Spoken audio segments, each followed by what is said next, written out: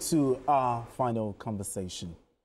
Now, one thing that has defined politics in Nigeria in recent years is internal wranglings within political parties. So signs of widening cracks seem to be forming within the coalition of opposition politicians operating under the African Democratic Congress, ADC. Some of its promoters have begun exploring alternative platforms, with the latest indication of discord coming from the leading figures in the All Democratic Alliance, ADA, notably Senator Ibrahim Shekarau and Umar Ado. They are reportedly considering the revival of the People's Redemption Party, PRP.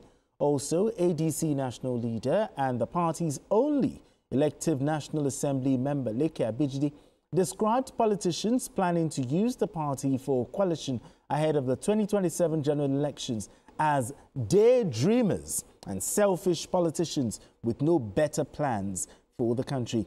The former secretary to the government of the Federation, Boss Mustafa, has also distanced himself from any political alliance with opposition parties, reaffirming his loyalty to the ruling All Progressives Congress, APC.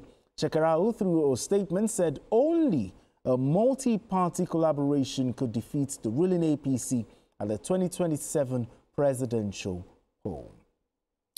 Okay, Majid, they said there's cracks in the ADC. What do you think is responsible for these cracks? Is it based on ideology?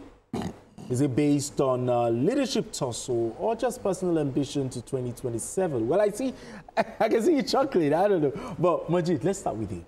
What could be responsible? I'll start with a quote from a political scientist, Robert Conquest. He said, politics can neither be controlled nor predicted. It is difficult for you to predict politics or politicians. So, he said, imagine an Amechi who lost to Tinubu at the 2023 primaries. He scored 316 electoral votes, delegates. Tinubu scored 1,271. And you said you have the joker to defeat him. That's the nature of politicians. Now back to ADC. Okay. See, ADC, I think, is the head of Tinubu that is judging all of them, like a friend of mine will say. Say, oh, yeah, long taco. You know, instead look at what Shekarau said. Shekarau said it is only a coalition that can get Tinubu out of power. And they ran away from Ada. Now, they ran away from PDP. They are in ADC now. They cannot form a quorum. They are trying to outmaneuver each other. Atiku is yet to pick the form of ADC as we speak. He has resigned from PDP. He is partyless. Peter Obi is still in Labour Party. One leg again. He said all of them, they have decided that they are working for a coalition. He's not yet a member of ADC, but yet he has submitted a proposal, a one-time proposal to ADC. Amechi is saying that he is the only one that can make it happen. Over the weekend, he went on X and said himself and Kayode Fayemi started coalition ADC together. Fayemi responded immediately. So I don't know what you are talking about. I'm a member of APC. So he said, if I needed to say where I am, he said, I will come out and say it. I don't need a third party. So somebody like Amechi is not somebody that could be trusted. That's one of the leaders of ADC. Now, Shekarau is saying that if you people are going to continue like this, I think I would rather go to my PRP. He's thinking of People's Redemption Party. Talking about former Governor Shekarau, you know, he said that a coalition that works can defeat the APC, and is a coalition that can be formed by established political parties and not individuals desperate for power. Do you agree with him? 200%. Because most of the people forming this particular segment of ADC. Don't forget the original owners of ADC are still resisting the takeover of their... Yeah, Rep Leke Abejide called them daydreamers. And Kashiku. So you have to put that into context. A lot of people are desperate for power. Okay. Some people call them power grabbers. But politicians, like what you said, are the most optimistic set of people you can ever meet. A man you know cannot get 2 votes in his own house will tell you with authority he will get 100,000. That's how optimistic politicians are.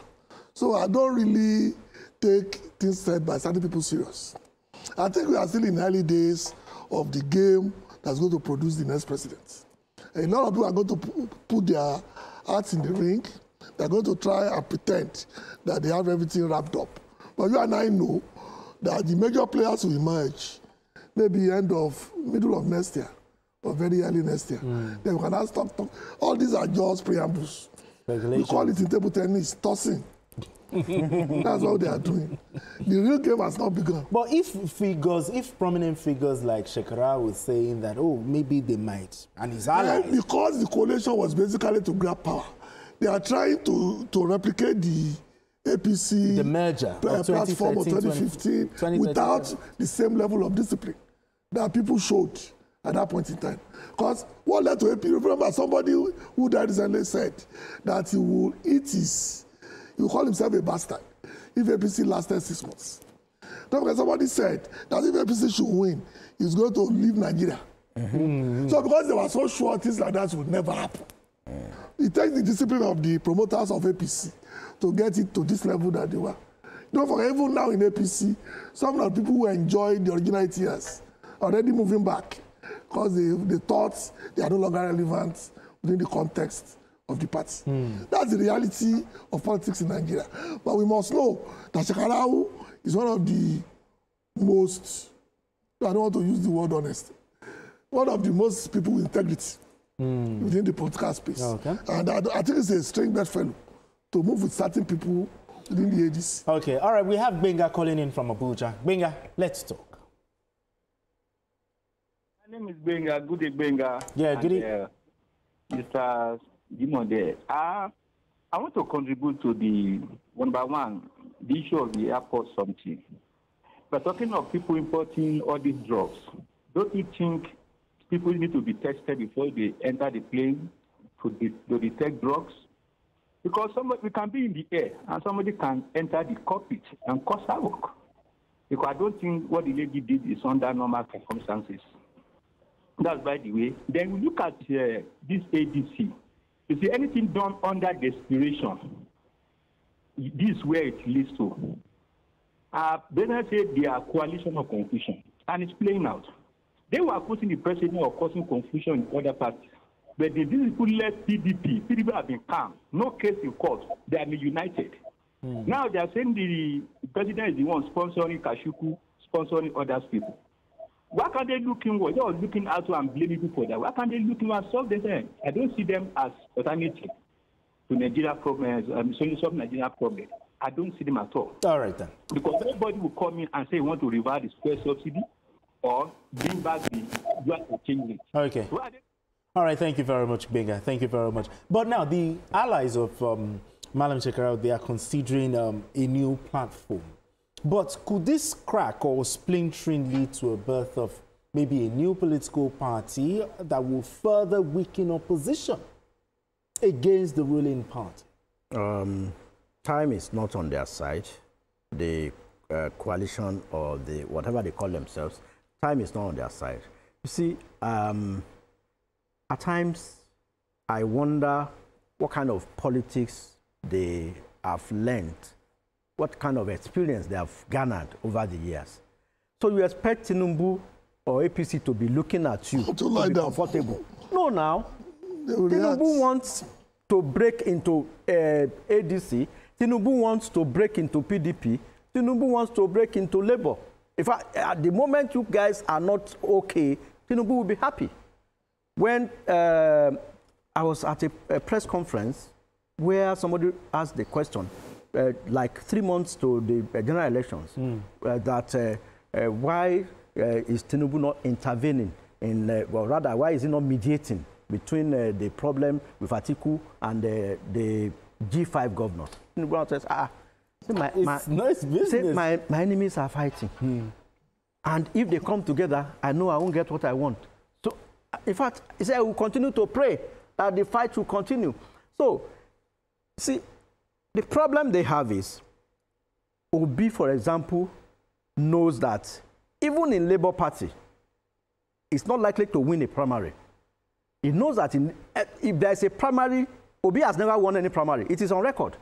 Obi gets the ticket free of charge. They just pick him and give it to him on a platter.